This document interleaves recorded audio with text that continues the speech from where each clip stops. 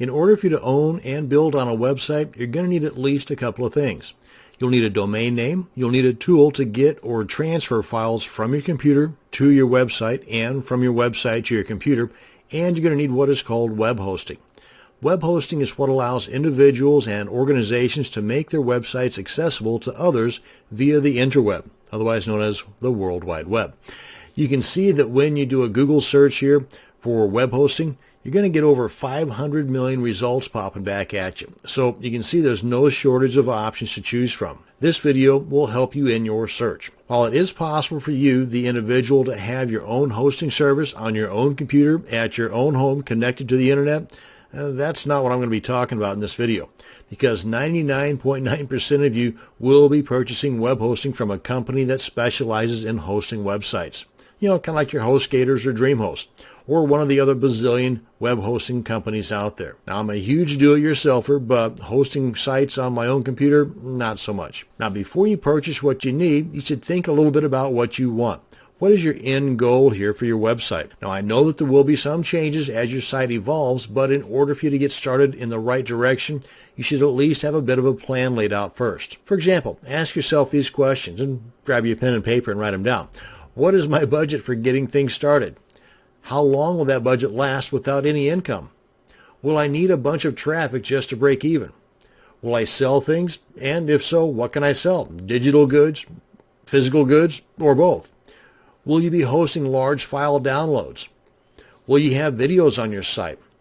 Will I need a secure connection in order to accept credit cards? These are just some of the questions you should write down and refer back to as you do the research for the hosting service you're looking for. Now, I want to first off point out a good resource to go to and a bookmark, and that's our buddies over at Wikipedia. Just do a search there for web hosting service and you'll end up over here. And if we scroll down a tad bit, and under types of hosting, these guys give a great demonstration of each type of possible web hosting you would be interested in.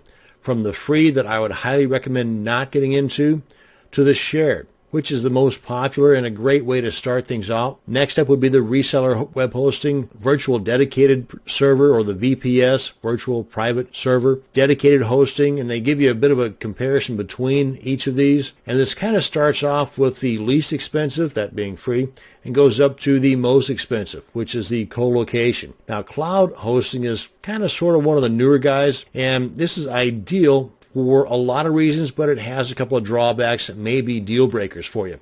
So by all means, check into these as possible options. Now, one of the more popular services out there is called HostGator. I use HostGator. Actually, I use 4 different web hosting services, but that's information for a different video. But for the time being, I wanted to point out right here, big bold letters, unlimited.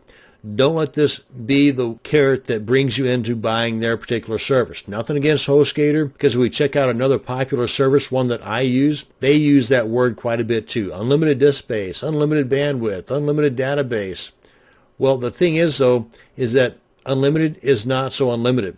Whenever your site reaches a certain amount of resources being used or bandwidth being used, your site is going to get shut down, plain and simple. So don't let this be the only thing that draws you into buying their service. I don't want to say anything bad about HostGator or any of the other hosting services out there, because they all do that. I just want to bring it to your attention that unlimited does not mean unlimited. Now, one thing too you want to know is that even though you've been with a particular service for a long time, whether it's several months or several years, if you come to the point where you've either outgrown that particular service or you had several instances where you're not liking their customer support, don't think that you're chained down to that service just because they're watching your websites. No, you can always transfer to another one.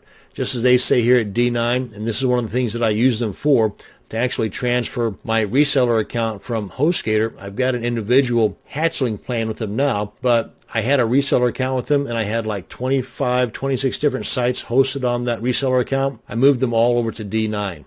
And they did it all for me. So it was like nothing that I had to do except for give them some names and some emails, and bing, bang, boom, they did all the heavy lifting for me. And it was totally free. So just know that you're not chained down to a particular service if you find that their support or whatever reason you feel you should move, go ahead and move. Now, Rackspace has been around for quite a while, and one of their specialties is that cloud server that I was referring to earlier. The major plus to this is that the traffic spikes that you might encounter and that would get your site shut down on a D9 or a HostGator or a DreamHost or Bluehost, on a cloud server, not so much, because the cloud server uses the resources of many different servers, whereas other servers, the VPSs or the dedicated or the shared, they're using one server.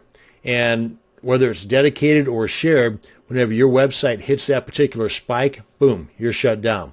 These guys, whenever you hit that particular spike, they share those resources out over other servers. So you never really experience a spike. You never get shut down as a result of using excessive resources. The drawback to a cloud type server is that they are being shared over several different servers. So if privacy is a big issue to you in that respect, I mean, they say that everything's secure, but comparing that to a dedicated server, which is on one physical location, and on a cloud server, it's over the course of several different physical locations. If that's the deal breaker for you, well, you should consider that in deciding on if you're going to move everything to the cloud or not. A couple of tools I want to mention here. Uptime Robot at uptimerobot.com. Totally free, and this is a service that will monitor and alert you when your site or sites are down. They'll send you an email or a text message, and if it happens enough times, you might want to consider that as a way of saying bye-bye HostGator or bye-bye DreamHost. Another neat tool is if you come across a site that loads super fast and you visit it regularly and you never see that it's down and you want to see who their hosting service is, this is the site you want to check out, whoishostingthis.com.